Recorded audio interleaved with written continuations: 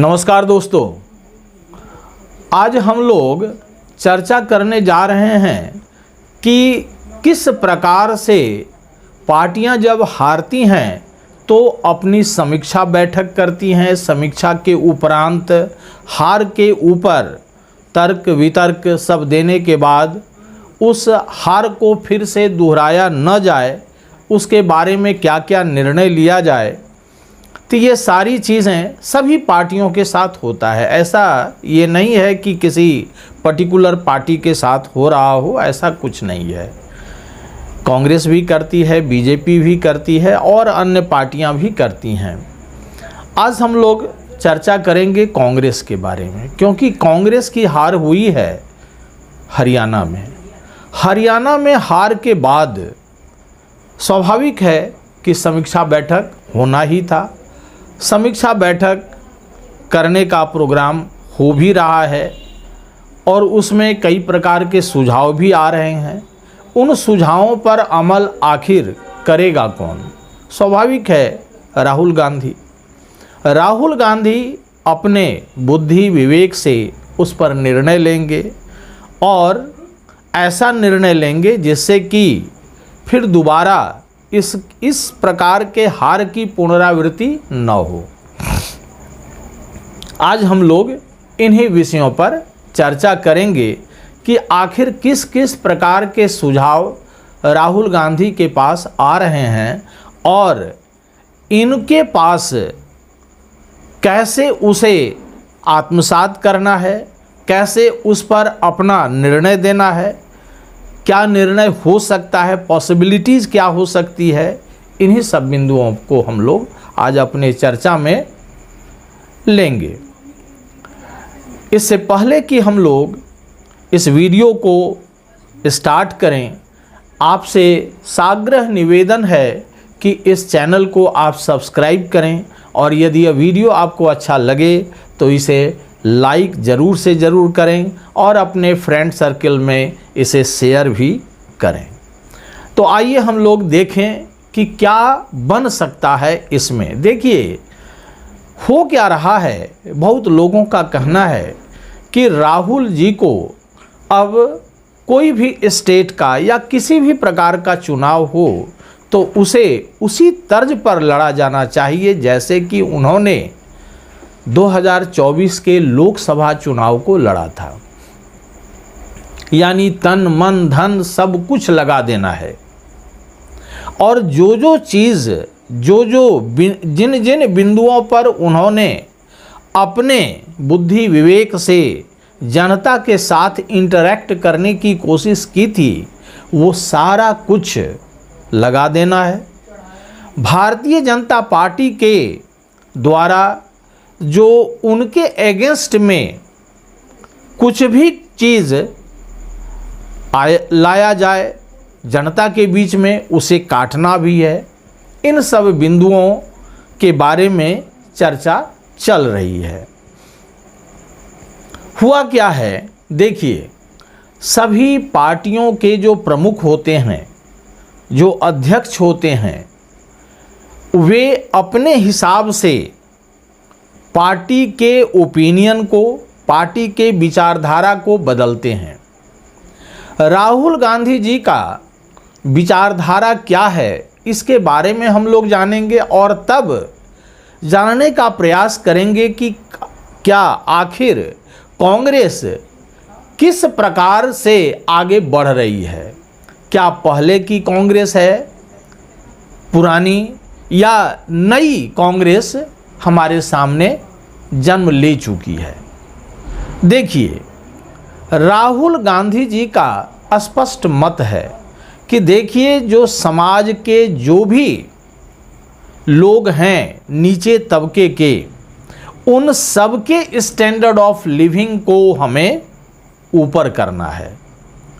यह कोई नई चीज़ वे नहीं कह रहे हैं, हमारे संविधान में यह वर्णित है। उसमें नीति निर्देशक तत्व दिया गया है। नीति निर्देशक तत्व यह गाइडलाइन है हर एक गवर्नमेंट के लिए, है ना। Directive principles of state policy. Directive principles are directed to the state government or the central government. किस चीज के लिए? What should be the policy adopted by them for the upliftment of the standard of living of the people. तो ये सारी चीजें वर्णित हैं, और जब वर्णित हैं तो उसी को तो राहुल जी उठा रहे हैं। हमारे समाज के जितने भी नीचे तबके के लोग हैं जो हाशिए पर चले गए हैं, उनको समाज के मुख्य धारा में लाने का प्रयास कर रहे हैं, और इसके लिए अपनी पॉलिसी को इंट्रोड्यूस कर रहे हैं जनता के बीच में। इतना ही नहीं, हमारी जो इकोनॉमी आज बाजारू इकोनॉमी हो गई है, जिससे कि हमारे जितने भी माने आर्टिजन हैं, यानी देहात में रहने वाले जो बुनकर हैं, ये पॉटरी मेकर हैं, और चटाई बनाने वाले लोग हैं, ये कटोरा बनाने वाले लोग हैं, डलिया बनाने वाले लोग हैं, लोहे का सामान बनाने वाले लोग हैं, जूता बनाने वाले लोग हैं, उनको रोजगार मिले। उनको क्या, जो हमारा अभी का जो सिस्टम है, इसमें उन्हें रोजगार मिल रहा है क्या? कदापि नहीं।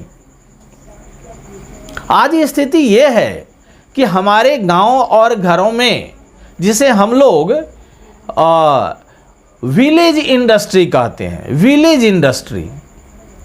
विलेज इंडस्ट्री में जैसे पिकल है ना, अचार उद्योग है, आपको ये सारी चीज़ें जो आगे आनी चाहिए उसे तो हम लोग भूल चुके हैं। अब हम लोग फैक्ट्री मेड चीज़ों पर विश्वास कर रहे हैं। यहीं पर राहुल गांधी जी का चोट है कि नहीं, उनके इकोनॉमी को कब फायदा पहुंचेगा? जब उनसे समाज वस्तु लेगा। हाट में, बाजार में, मार्केट में, सब जगह उनकी है ना प्राथमिकता होनी चाहिए, उनसे हम सामान खरीदें, तब ये स्टैंडर्ड ऑफ लिविंग उनका बढ़ेगा। ये नहीं कि कॉरपोरेट घराने से चकाचक इकोनॉमी ये क्या करेगा, कुछ मिडिल वर्ग के लोगों को फ़ायदा पहुंचाएगा, और हमारे जो गांव घरों में रहने वाले, दूर दराज के इलाके में रहने वाले लोग हैं, उनकी हैसियत क्या हो जाएगी, आर्थिक हैसियत क्या होगी? जीरो पर। तो इसीलिए यदि कोई राजनेता इस प्रकार से काम करे कि जो समाज के लोग हाशिए पर हैं उनको मुख्य धारा में लाया जाए, आर्थिक स्थिति जो हमारी हाशिए पर चली गई है, केवल सभी जितने भी कॉरपोरेट घराने हैं उनके हाथों में सब कुछ दे दिया गया है, उनको नहीं दे करके हमारे देहात में रहने वाले लोगों के हाथों में दिया जाए इकोनॉमी का भार, तो वे इकोनॉमी को अच्छा लेकर के चल सकते हैं। यही चीज़ उन्होंने हरियाणा में कही थी जिलेबी के बारे में, जिसको हंस हंस करके उड़ा दिया गया। कहा गया कि राहुल गांधी फिर से पप्पू बन गए हैं। तो ये सारी चीज़ें जो कमेंट हो रही हैं, इस कमेंट को हमारे कांग्रेस के जितने भी नेता हैं और हम पत्रकार बंधुओं का कर्तव्य बनता है कि ऐसे जो कमेंट आते हैं उसे कुंद कर दिया जाए, जिससे कि वह कमेंट कहीं भी किसी भी रूप में नहीं फैले। तो ये दो चीज़ें मैंने कहा कि एक, हाशिए पर चले गए लोगों को मुख्य धारा में लाना, हमारी इकोनॉमी जो हाशिए पर चली गई है, केवल कॉरपोरेट जगह पर ही केवल केंद्रित हो गई है, उसे हमें किसके बीच में बांटना है? लोगों के बीच में, विलेज में रहने वाले लोगों के, देहात में, है ना, सेमी अर्बन एरिया में रहने वाले लोगों के हाथ में देना है। तब वास्तविक में हमारी आर्थिक स्थिति ऊपर आएगी।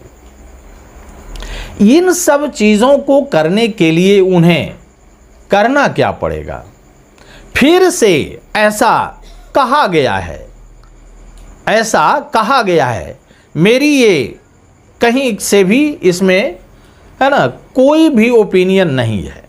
हाँ, लोगों के द्वारा कहा जा रहा है कि इन्हें जिस प्रकार से इन्होंने भारत जोड़ो यात्रा प्रारंभ किया था, उसी प्रकार से महाराष्ट्र चुनाव के पहले इन्हें एक पदयात्रा निकालनी पड़ेगी और उसी पदयात्रा में एक भाग ये भी होगा कि ये हरियाणा भी चले जाएं और हरियाणा जा कर के ये अपने हार की समीक्षा लोगों के द्वारा करें कि भाई देखिए, आपने तो वोट दिया लेकिन और हम नहीं जीत पाए, यह अलग बात है, लेकिन आपकी सहभागिता हमारे अपलिफ्टमेंट में रही, उसके हम शुक्रगुजार हैं, है ना।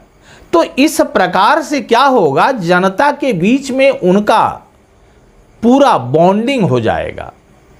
अभी नहीं, अगले साल और फिर कभी, लेकिन ये बॉन्डिंग जब बन जाएगा एक बार, तो फिर जनता के बीच में वे एकदम एज ए लीडर ब्राइट होंगे, चमकेंगे, इसमें दो राय नहीं है।